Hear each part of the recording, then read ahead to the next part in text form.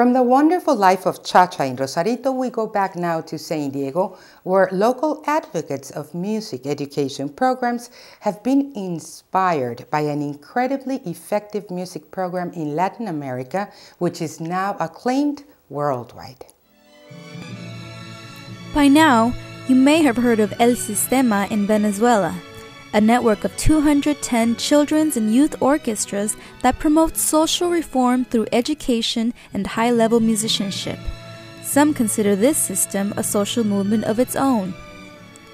El Sistema recruits children as young as 2 years old who come from very poor backgrounds, some of whom are even physically or mentally impaired. The objective is to shape them into responsible citizens and keep them away from drugs and crime through musical training. El Sistema was founded more than 30 years ago by an economist with a doctorate in petroleum economy who also happens to be a doctor in music, José Antonio Abreu. Abreu has received countless awards and recognitions throughout the world.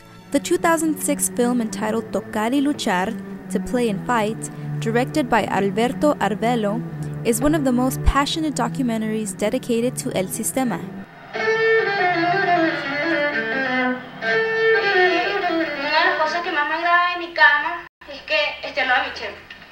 Y aquí pueden observar mi cello.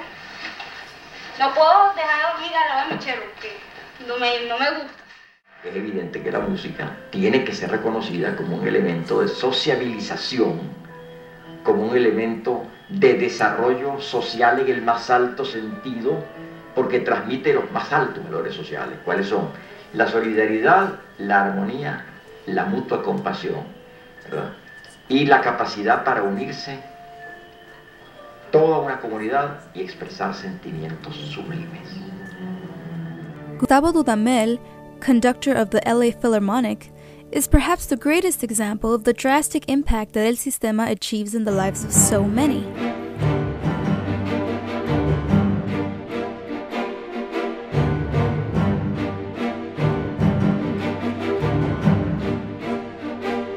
He has yet to turn 30 years old, and he is already the music director of one of the most renowned orchestras in the world. Dudamel has definitely earned this position.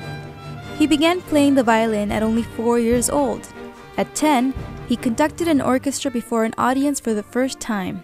And at 17, he was named director of the Simón Bolívar Youth Orchestra, which is made up of the most talented musicians coming from the entire 210 orchestra El Sistema network. El Sistema has sparked the interest and curiosity of music education advocates in San Diego, specifically in the Sweetwater Union High School district. Can that happen here? What does that look like? What are the possibilities?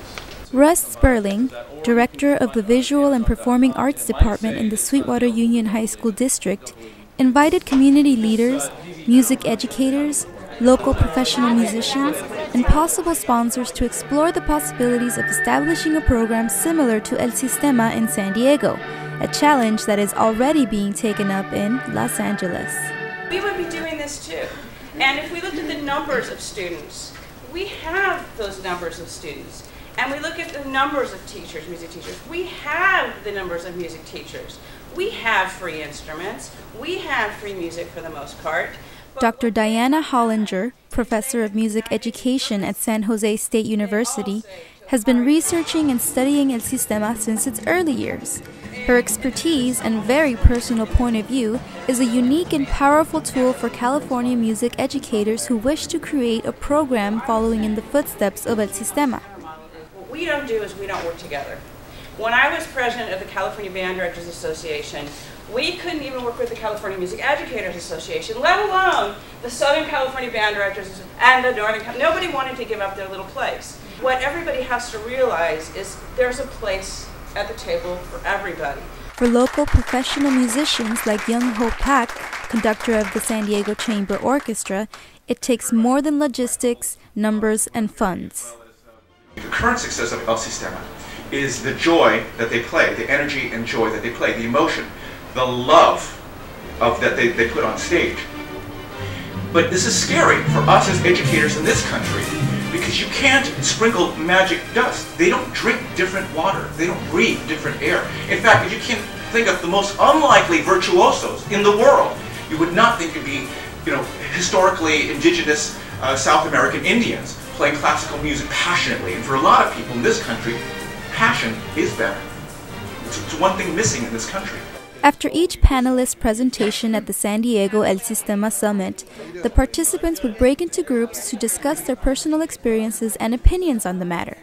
These they would then share with the rest of the attendees. My own frustration as a band director is I can't get people to come down and do clinics with my students and teach the clarinet section or teach the trumpet section or something like that, because we're so far down south and so far out east where I am that it's just too far to drive, and so you can't get them, and so there's no resource coordination. For the people to do that. Ron Jesse, Visual and Performing Arts Coordinator with the San Diego County Office of Education, provided interesting insights into what he calls two ecosystems in the county that could help build a pyramid of support for an initiative like El Sistema.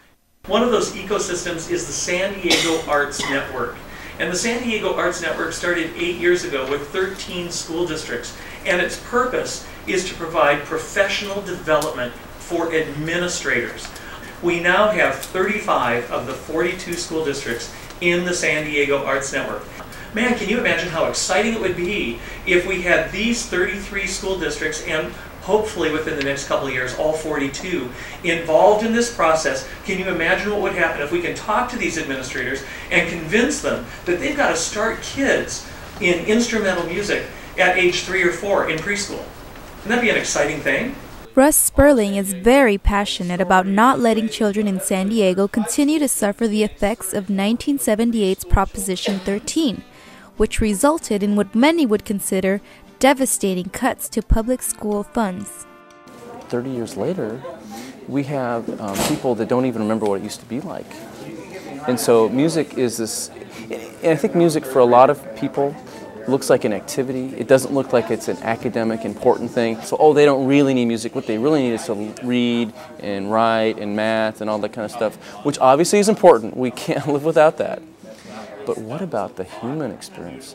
And what about that working with others in a large ensemble and creating something that's larger than yourself? Some of the summit participants of Latino origin, like Pastor Sergio de la Mora with Cornerstone Church and Alfredo Arenas, author of a music teaching method for children, are very excited to be part of this effort and to make their own contributions to its development. Los administradores le hacen falta la pasión que tenemos en Latinoamérica, en México, vamos a decir.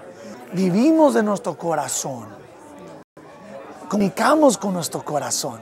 Whether the efforts by these local advocates of music education will succeed and when is yet to be seen. But one thing is clear to one of the leaders behind the San Diego movement. There's a few main components. One of them is that we create a network and that we stay connected. But I think every individual in this room can also think about what can I do to start a program in my own area, at my church, in my own backyard. So I think that everybody has to kind of take ownership of maybe their own program, become a leader in their own area, and then also be a resource for others as a larger network. It's also true that the current budget crisis in California does not help initiatives like this one. The key, according to these advocates, is to find funding alternatives. Thank you very much for staying with us here at Cross-borderX, and don't forget to join us in our next fascinating journey through our cross-border experience. I'm Carmen Escobosa. We'll be in touch.